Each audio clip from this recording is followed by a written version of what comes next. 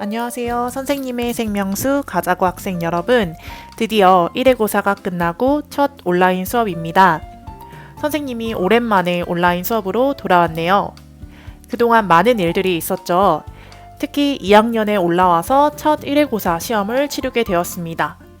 여러분에게 시험 결과를 알려줬었는데 원하는 결과를 얻은 학생들도 있었지만 1회고사에 어려움을 느낀 학생들도 많았던 것 같아요. 앞으로 우리에겐 한 번의 시험이 더 남았으니까 선생님의 1회고사 시험 유형을 잘 살펴보고 온라인 수업을 열심히 들으면 2회고사에서도 좋은 결과가 있을 거라고 생각합니다. 선생님이 여러분이 1회고사를 대비하는 모습을 쭉 지켜봤어요. 네, 다들 너무너무 열심히 공부를 하더라고요. 결과도 중요하지만 열심히 준비하는 모습을 보니까 선생님도 더욱더 열심히 수업을 준비해야겠다는 생각이 들었습니다. 그럼 1회고사 대비를 열심히 해온 것처럼 남은 2회고사 대비도 선생님과 함께 열심히 해나가 봅시다. 이번 시간부터 3차 시 동안 배울 내용은 신경계에 대한 내용입니다. 따라서 이번 시간의 핵심 내용은 신경계의 역할과 신경계의 구성인데요. 그 중에서도 우리 몸의 뇌와 척수로 이루어진 중심이 되는 중추신경계에 대해서 집중적으로 배워보도록 하겠습니다. 네, 우리는 1단원에서 다양한 생명현상의 특징에 대해 배웠습니다. 그 중에서 자극에 대한 반응, 그리고 항상성이라고 하는 생명현상의 특징이 있었습니다. 자극에 대한 반응은 생물체가 외부와 내부의 다양한 환경 변화에 대해 생명활동을 위해 반응하는 것을 의미했습니다. 예를 들어 뜨거운 물체를 만졌을 때 손을 떼는 행동, 빛을 피하기 위해 눈을 감는 행동 등이 이러한 자극에 대한 반응의 예시가 될 수 있겠죠. 항상성은 체내외의 환경 변화에도 내 몸의 상태를 일정하게 유지하는 성질을 의미했습니다. 이러한 자극에 대한 반응과 항상성은 모두 신경계의 작용으로 가능한데요. 이렇게 신경계는 우리 몸의 감각기관을 통한 감각, 예를 들어 시각, 청각, 후각, 미각, 촉각과 우리 몸의 내장기관을 통한 내부의 변화를 감지해 정보를 분석하고 종합해서 내 몸 안에서 적절한 반응이 일어나도록 명령을 내려주는 역할을 담당하고 있습니다. 따라서 이러한 외부의 자극과 내부의 자극에 대해 몸이 반응함으로써 우리 몸의 항상성이 일정하게 유지될 수 있다고 이해하면 됩니다. 그럼 우리 몸의 신경계는 어떻게 구성되어 있는지에 대해 설명하겠습니다. 우리 몸의 신경계는 우리 몸의 중앙을 구성하는 뇌와 척수로 이루어진 중추신경계와 이러한 중추신경계로부터 뻗어나와 온몸에 뻗어있는 말초신경계로 구성되어 있습니다. 이러한 신경계는 모두 신경세포, 즉 뉴런의 모임이라고 이해하면 됩니다. 이때 뇌에서 뻗어나온 신경을 뇌신경, 척수에서 뻗어나온 신경을 척수신경이라고 합니다.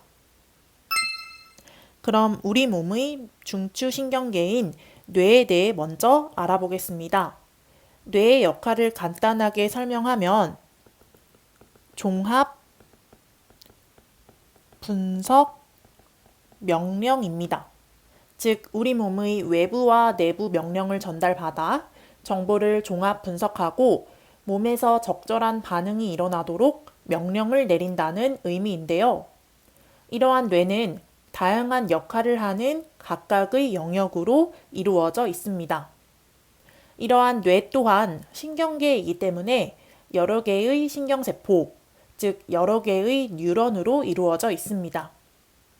이 중에서 중간내, 뇌교, 연수는 우리 몸의 생명 유지에 중요한 역할을 하는 뇌 영역으로 이 세 가지를 합쳐 뇌줄기라고 합니다. 그럼 뇌 중에서 대뇌의 역할에 대해 먼저 알아보겠습니다. 대뇌는 사진을 보면 뇌의 가장 많은 부분을 차지하고 있습니다. 대뇌는 언어, 기억, 판단 등 고등 정신 활동이 일어나는 곳이며 나의 의지대로 일어나는 행동, 즉 수의적인 운동을 담당하는 뇌의 중요한 부분입니다. 왼쪽 그림에 나와 있는 것처럼 대뇌는 위치에 따라 전두엽, 두정엽, 측두엽, 후두엽으로 구분할 수 있습니다. 대뇌의 가장 바깥쪽을 겉질이라고 하는데 이 겉질의 각 부분, 즉 전두엽, 두정엽, 측두엽, 후두엽에 따라 대뇌의 기능은 다릅니다. 사람이 어떠한 감각을 받아들이거나 활동을 할 때 활성화되는 뇌의 부분을 알면 각 부분별로의 기능을 알 수 있겠죠. 오른쪽 사진을 보면 뇌가 활성화될수록 빨갛게 표시가 되고 활성화되지 않을수록 보라색으로 표시가 되는 것을 알 수 있습니다. 따라서 오른쪽 그림의 첫 번째 뇌 사진을 통해 우리는 소리를 들을 때 활성화되는 부분은 뇌의 측두엽이라는 것을 알 수 있겠죠. 또한 우리가 무언가 볼 때 활성화되는 뇌의 영역은 뇌의 뒤쪽, 즉 대뇌의 뒤쪽 후두엽이라는 것을 알 수 있습니다. 따라서 대뇌의 겉질은 각각의 기능을 하는 각 영역으로 이루어져 있다는 것을 알 수 있습니다. 자, 이제 대뇌를 제외한 나머지 뇌의 역할에 대해 알아보겠습니다. 왼쪽 사진처럼 뇌는 가장 큰 부분을 차지하는 대뇌부터 가장 작은 영역을 차지하는 중간뇌까지 여러 구역으로 나누어져 있는데요. 각 뇌의 역할은 오른쪽 표에 정리되어 있습니다. 그중 첫 번째로 간뇌는 대뇌의 아래쪽에 있으며 치상과 시상하부라는 구역으로 나눌 수 있습니다. 그 중에서 시상하부는 우리 몸의 다양한 변화를 감지하여 항상성을 유지할 수 있도록 해주는 중요한 부분입니다. 이 시상하부의 아래쪽에는 뇌하수체라고 하는 부분이 있는데요. 이 뇌하수체에서는 호르몬이 분비가 되어 다른 호르몬 분비샘들을 조절을 해줘서 우리 몸의 상태를 항상 일정하게 유지할 수 있도록 중요한 역할을 수행하고 있습니다. 그 다음으로 중간뇌는 주로 눈의 운동, 특히 홍채의 확장과 축소를 통해 동공의 크기를 조절하는 데 중요한 역할을 합니다. 척수와 연결되어 있는 뇌의 가장 아래에 위치한 영역은 연수입니다. 연수에서는 대뇌와 척수를 잇는 신경의 좌우 교차가 일어나 주로 대뇌의 왼쪽 영역을 의미하는 좌방구는 우리 몸의 오른쪽을 조절하고 대뇌의 오른쪽 영역을 의미하는 우방구는 몸의 왼쪽을 조절하게 됩니다. 또한 연수는 우리 몸의 무의식적인 반응, 즉 의지와는 무관한 불수의적인 반응인 심장박동과 호흡운동, 소화운동 등을 담당하는 중요한 부분입니다. 마지막으로 소뇌는 귀에서 우리 몸의 평형, 즉 우리 몸의 위치나 회전 등의 감각을 담당하는 곳으로부터 정보를 전달받아서 몸의 자세나 평형을 유지하는 데 중요한 역할을 합니다. 그 다음 뇌와 연결된 또 다른 중추신경계인 척수에 대해 설명하겠습니다. 척수는 뇌의 연수에서 이어져 등 쪽을 따라 길게 이어진 신경계로 척수에서는 우리 몸 전체에 분포하는 신경세포들이 뻗어나오게 됩니다. 그림은 척수의 일부 단면을 보여주는 건데요. 즉, 척추 안에 있는 척수의 마디마디에서 온몸에 분포하는 신경들이 뻗어나오는 구조로 이루어져 있습니다. 오른쪽 그림에 나와 있는 파란색으로 그려진 것은 이렇게 우리 몸 전체에 뻗어 있는 감각신경과 운동신경으로 척수 안을 구성하는 신경세포와 정보를 주고받는 신경세포입니다. 즉, 이러한 감각신경과 운동신경은 우리 몸 전체에 분포하고 있어 척수 안에 있는 신경과 정보를 주고받는다고 이해하면 됩니다. 네, 특히 외부의 감각을 받아들이는 신경인 감각신경, 즉 구심성 신경은 우리 몸의 등 쪽으로 이어져 척수로 들어가 후근을 이루고 배 쪽으로는 중추신경계의 명령을 근육이나 내장기관 등 각 반응기로 전달하는 운동신경, 즉 원심성 신경이 좌우로 한 개씩 나와 전근을 이루게 됩니다. 네, 이러한 원심성 신경에는 뒤에서 설명하겠지만 최성신경계와 자율신경계를 구성하는 신경입니다. 이렇게 척수는 우리 온몸에 분포해 있는 구심성 신경세포, 원심성 신경세포를 뇌와 이어줘 정보를 전달하는 중간 매개체 역할을 한다고 볼 수 있습니다. 조금 더 구체적으로 뇌와 척수의 역할에 대해 배워보겠습니다. 일단 제목에 나와 있는 의식적인 반응이라는 것은 내가 어떠한 자극을 받아들이고 그거에 반응해서 적절한 명령을 내리는 나의 의식이 반영된 반응을 의미합니다.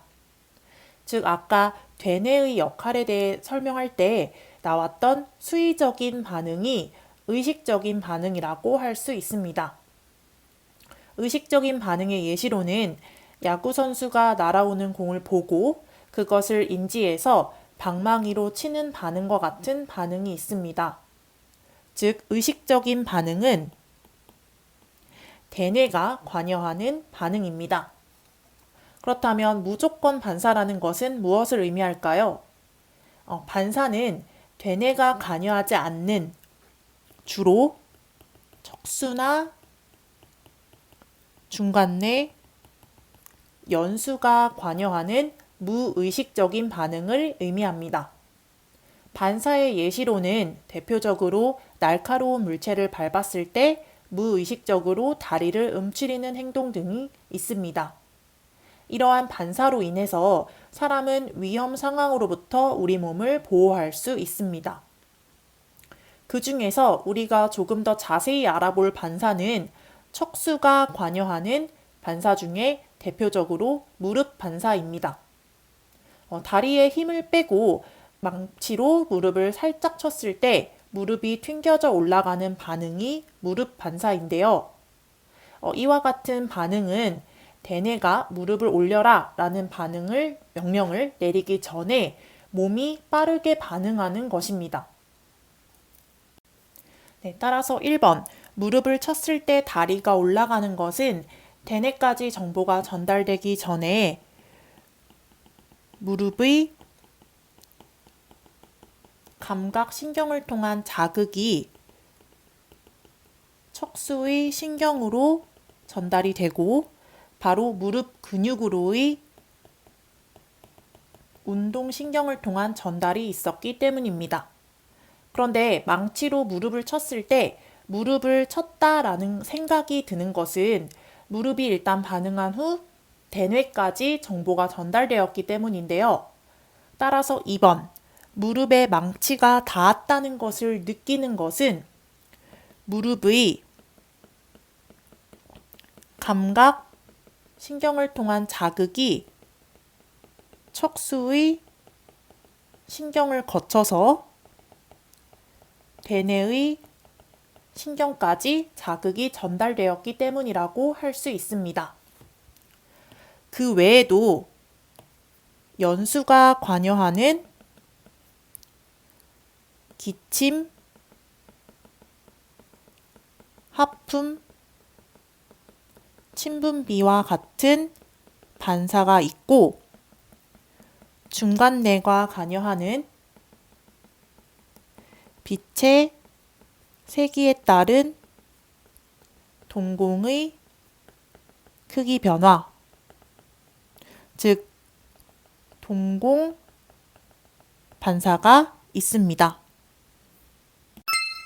네, 다시 한번 의식적인 반응과 무조건 반사를 정리를 해보면 의식적인 반응은 자극이 감각기관을 통해 들어왔을 때 감각신경을 거쳐서 중추신경계인 대뇌까지 정보가 전달이 된 후에 이제 명령을 내리게 되면 운동신경을 통해 반응기에서 반응이 일어나는 반응을 의미하는 거고, 무조건 반사는 이제 자극이 감각기관을 통해 들어왔을 때 감각신경을 통한 자극이 대뇌까지 전달되지 않고 척수나 연수 그리고 중간 뇌까지 거쳐서 바로 운동신경을 통해 반응기에서 반응이 일어나는 것을 의미합니다.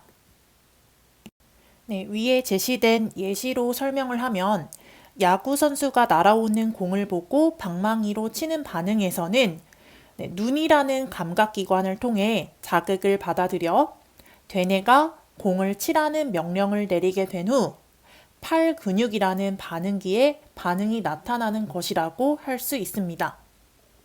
네, 그 다음으로 날카로운 물체를 밟았을 때 무의식적으로 다리를 움츠리는 반응은 우리가 보통 회피 반사라고 하는데요. 발바닥의 감각을 통해 자극을 받아들여 대뇌까지 자극이 전달되기 전에 척수가 바로 다리 근육이라는 반응기에 반응이 나타나도록 자극을 전달해 주는 것이라고 이해하면 됩니다. 네, 여러분, 우리가 여기까지 신경계의 역할, 그중 중추신경계, 즉 뇌와 척수의 역할에 대해 배웠는데요. 선생님이 중간고사 대비 때처럼 이론 부분은 진도를 조금 빨리 나가서 여러분이 암기할 시간을 많이 주고 시험 직전에는 관련 문제들을 많이 풀어보려고 해요. 오늘 배운 내용은 신경계 내용 중 가장 기본이 되는 내용이고 비교적 쉬운 파트에 속하기 때문에 수업을 들은 후에 교과서를 천천히 읽으면서 복습을 해보면 좋을 것 같습니다. 네, 그럼 오늘 수업을 듣느라 수고하셨습니다.